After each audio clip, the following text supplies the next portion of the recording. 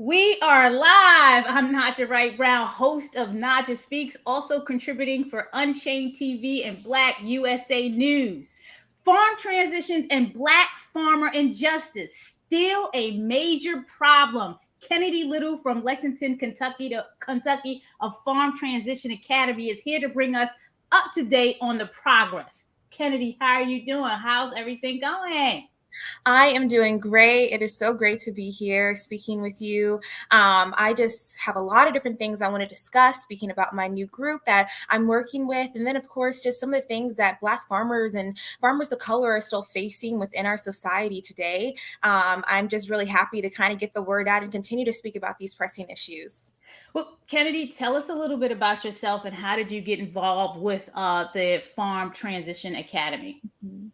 Well, I was born in Lexington, Kentucky, and there I kind of learned more about agriculture, and I kind of found that that was my passion, especially once I started high school, and just kind of seeing like and learning about the different breeds of animals and learning about plants and all those things. It really, really enthralled me, and I want to continue learning about those things. But during that same time, I was also living like a vegetarian lifestyle, and I kind of realized that a lot of the views that I had when it came to animals weren't necessarily fitting with the ag work that I was doing. So I kind of hid a lot of my love for animals and for the life of sustainability.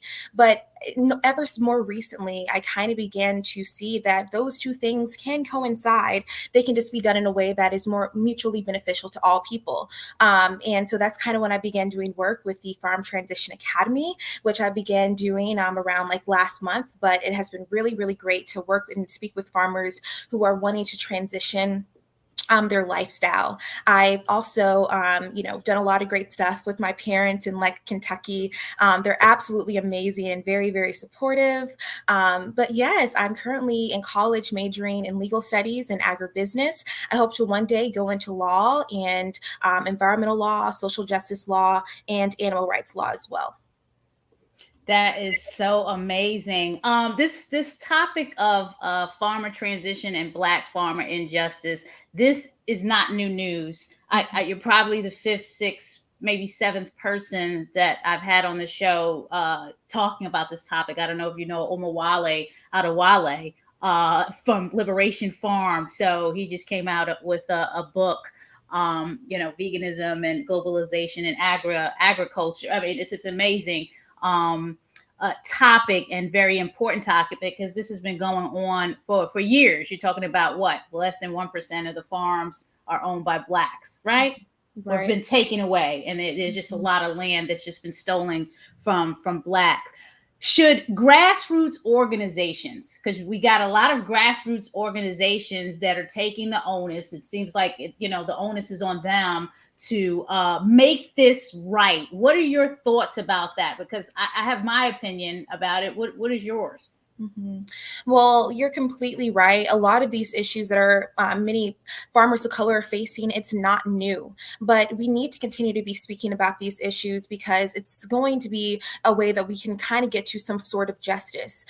We have to identify these issues that Black farmers are facing because we cannot begin to build and reform on an already broken system. And a lot of these issues that are facing Black farmers are so interconnected with environmental injustice, environmental racism, economic injustice, and those are all issues that we have to continue to speak about. And then also when it just comes to farm transitions, that's something that isn't too broad when we're speaking about vegan topics. It's something that needs to be spoken about more because that is a way that we can get to more food equality.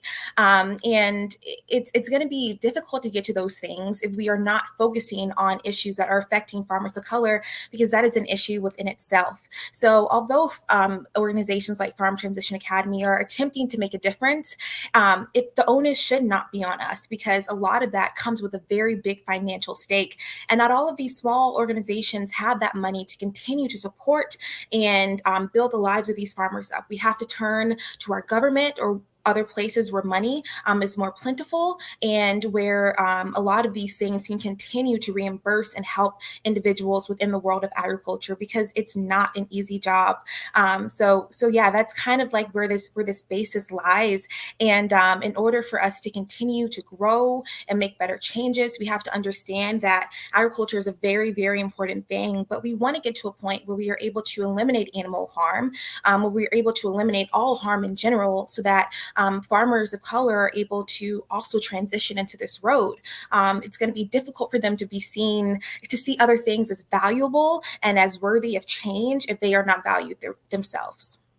What more can politicians, in their power, I mean, in their power, I have to say, because I really don't know the actual power of politicians. I mean, because again, we have a number of problems that have been in existence way before I was born, and my mother was born, and my grandmother was born. What can they do and really do more that hasn't already been done? Well, I think that we need to do some more initiatives within our communities for youth. Young people really have the ability to go into these fields of ag and to educate themselves on these issues, and to be a farmer of their own plot of land. And it really is about taking that young youth initiative, and even going into the college system to learn about these issues if someone is able. I know I attended college where I'm sometimes the only person of color in my classroom, but that is something that needs to be, more students of color need to be in these agriculture rooms, because we all have something really, really beautiful to offer. On top of that, we need to, put more of an emphasis on environmental sustainability, and of course, animal rights issues. All these things are super, super important. But of course, if we have people and farmers of color that are still being disparaged, then it's going to be hard to kind of see that issue as a whole. So it's really, really important to look into those things. It's also important that these people in power are looking more into these land grant programs that many HBCUs have. There's around 19. I know I've attended one, and it was a really, really great experience. Super, super impactful. It was at the Kentucky State University, and I can still remember going and seeing the land and learning the history, learning about all the different political figures like Martin Luther King that went to Kentucky State to kind of learn more about that ag program and then invested more money into it. So all of those things are super, super important. Learning the history. There's also a couple politicians within our Congress who are continuing to create programs for farmers of color.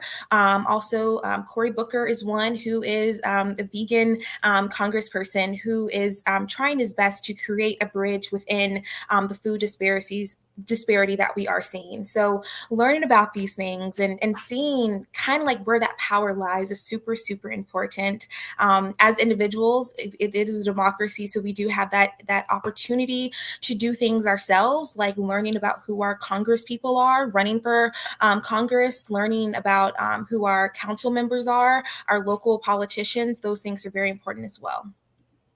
Now, initiatives. When we look at initiatives, because everything is always centered around an initiative. What initiatives do you think? What additional initiatives do you think will help with this problem? So you're talking about engaging more youth. I can tell you that this summer, my daughter spent 6 weeks in the program out in Columbia. Columbia, there is a Freetown farm on Harriet Tubman Lane where the Howard County NAACP has a garden, and then that intro to her was amazing, because she's never picked a vegetable, and she was out there picking string beans and cucumber and peppers and things like that. What are the steps, especially as a parent, as a school? Because if you come at people with all this, it's like, oh, well, this sounds like a lot. So how do you take these steps towards an initiative, a starting initiative, to get involved with something like the Farm Transition Academy? Well, I think that educating ourselves within our communities is super important. There's a lot of there's something newer that wasn't around 15 years ago, was something called Vegan Fest. And that's becoming very popular in different cities like Baltimore and Lexington and Louisville, even here in my home state. And it's like a week-long event where local restaurants that are vegan are supported. I've worked at a vegan restaurant. I still am connected and work at the restaurant, but it's called The Social Vegan in Lexington, Kentucky. And it's a Black-owned small vegan business. And we just opened up the location in Tallahassee, Florida. And what we do is we really try to supply a lot of our ingredients from local Black farmers. And that is just one thing alone that can really, really it can impact your community, and it can show that you are standing in a line of history where you really, really want change to happen. And not only are you talking it, but you're showing it as well.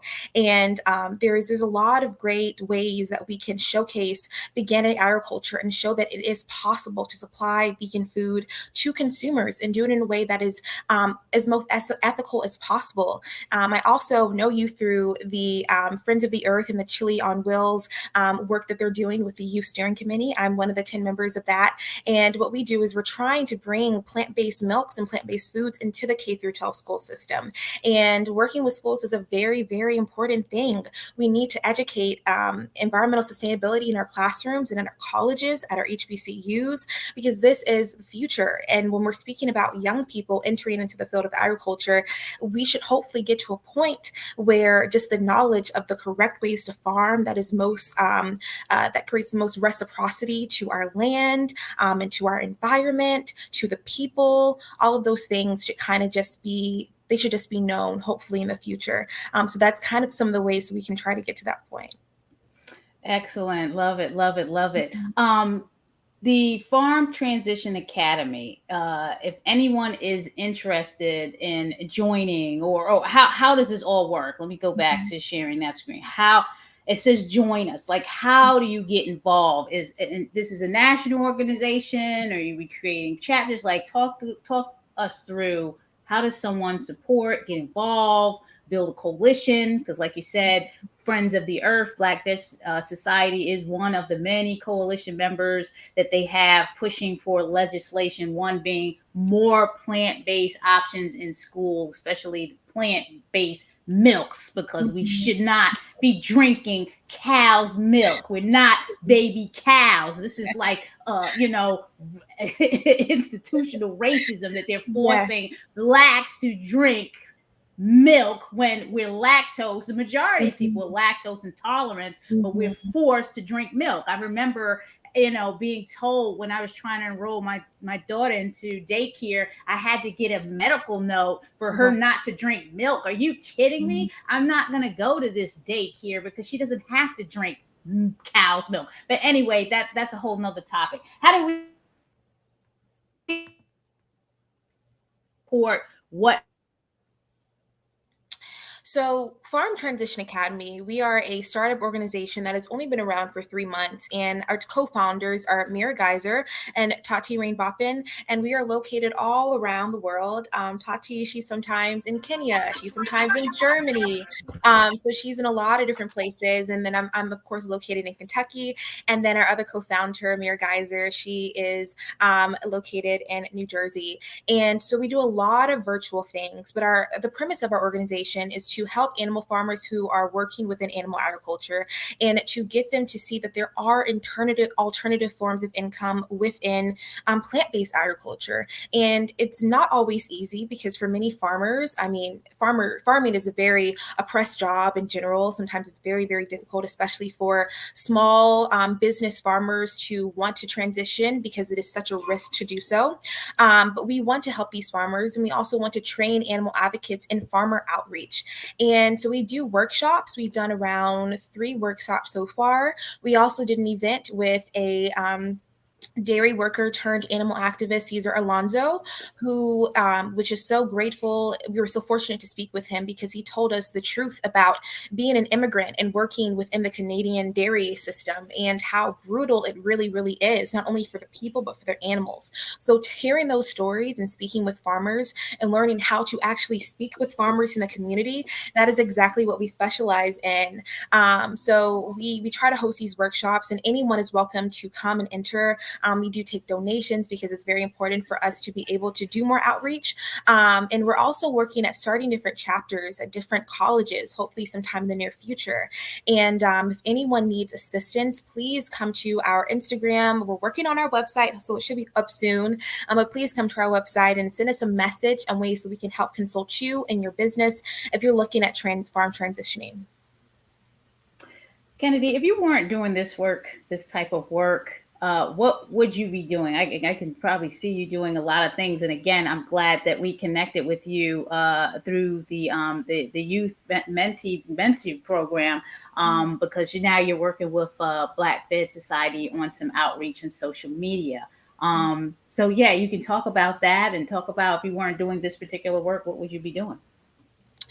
If I wasn't doing this, I really don't know. I feel like I'm very, very fortunate to kind of have this passion at the age of 19 because it kind of gets me already involved with a lot of different things. But if I wasn't at, wanting to speak out about these issues, I would probably be majoring in pre-vet. I would probably want to become a veterinarian, and I would probably see myself volunteering or working at different vet clinics and things like that. Animals have always been my heart, so I can't really see anything else that wouldn't really involve them. But I would probably see myself doing that, working on a farm, honestly, maybe not doing too much speaking and outreach, but working on different farms and hopefully, doing it in the most sustainable and ethical way possible. And of course, maybe going to different farms and working with animals, maybe at sanctuaries or things like that. And that's, of course, maybe some things I still want to do, but I'm really not too sure, but probably a veterinarian.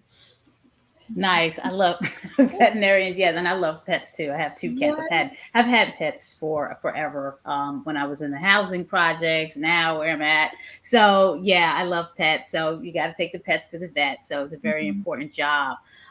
You talk about animal sanctuaries, and me and my daughter were out at Lancaster Farm Sanctuary a couple of weekends ago.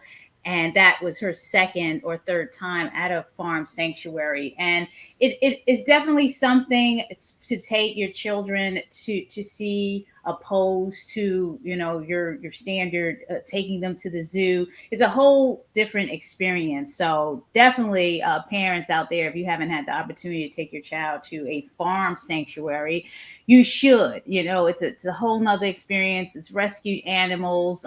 We were on this vast piece of land out in Lancaster, and my daughter got connected to a tabby cat of all the animals that were out there. You got the horses and the chickens. It's just this random tabby cat that was roaming around, and that's the cat that she connected with, probably because we do have cats as pets. Hey, we have some comments coming in.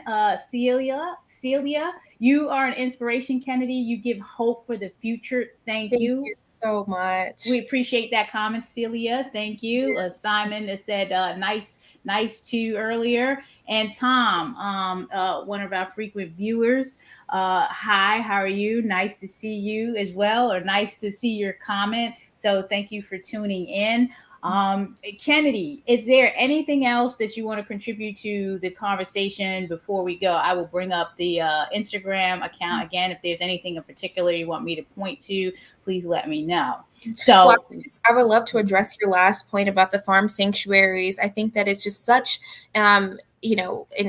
such an amazing experience to go and experience how animals truly should be living. With the Farm Transition Academy, we want to work on hopefully one day bringing or taking farmers to their local sanctuaries so they're able to see how animals could live, how that differs from maybe their ideas of correct living for an animal. And we want them to kind of see that there truly is this other side of ethical living for animals. And that's definitely something we want to do. But you all, please, if you're out there, please continue to look at Farm Transition Academy, continue to support the initiatives that we're doing. We really want to make a change and create a difference for farmers and for people who are contributing to the food system.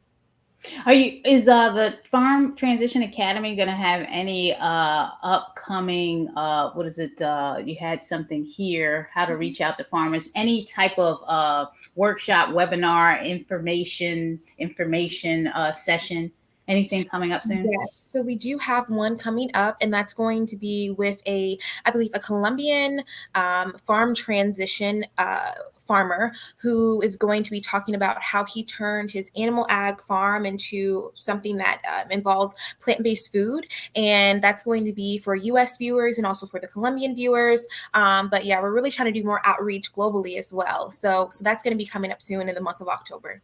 Okay, definitely. Please keep us posted on that so we can share that information. You're tuning in to Naijha Speaks. I'm normally on every Thursday at 11 o'clock. But as I spoke with Kennedy, I had to create a special edition today on Sunday Live. As you can share, and watch this anytime, anywhere. The Black Biz Society is meeting people where they are, all people, all ages, all demographics, where they are on their holistic health, vegan, and plant based journey. And we do appreciate your support. If it wasn't for the support of our funders and individual supporters and sponsors of events, we couldn't make any of this happen. So please subscribe, like, share, and comment, and go to blackvidsociety.org and show your support. Much appreciated. Please, someone needs to know about the Farm Transition Academy. Someone needs to know about Kennedy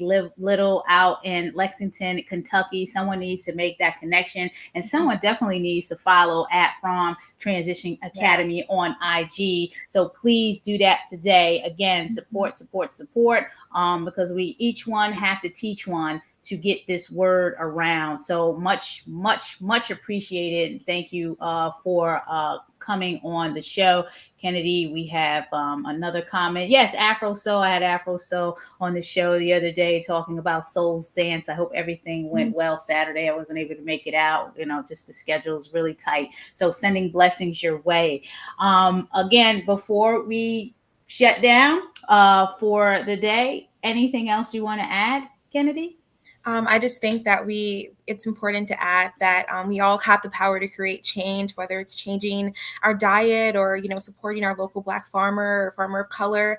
These are all issues that still need to be talked about. There's still farmers that haven't had their stories heard, that are still suffering from years of oppression. And although things are changing, we thankfully do have, bills that are being passed, reimbursements that are being owed, that are being given. Those things are really great, but there's still so much that we can do as individuals. So yes, support the Farm Transition Academy and support, farmers of color. It's also important. And thank you so much for having me. You're such an inspiration. It's so amazing to be a Black woman speaking with a Black woman about such important issues. It's really amazing. Thank you. I'm so happy that you said that, Kennedy, because it is our responsibility as Black women. I'm also Latino, that we lift our sisters and brothers up, but definitely our sisters. Sometimes we can make the mistake that this is a competitive market, because that's what we've been taught, and we need to be competitive with each other. But no, we can all band together and lift each other up all at the same time. So I appreciate you saying that. And with that, I'm sending blessings to everyone. Please, whatever you do out there, whether you're going to the animal sanctuary, whether you're going to connect with Farm Transition Academy and find out what they're doing, whether you're going to reach out to Kennedy because you found out she's in Kentucky and you have a connection, please be well and be safe. Thank you, everyone. Have a good one. Thank you.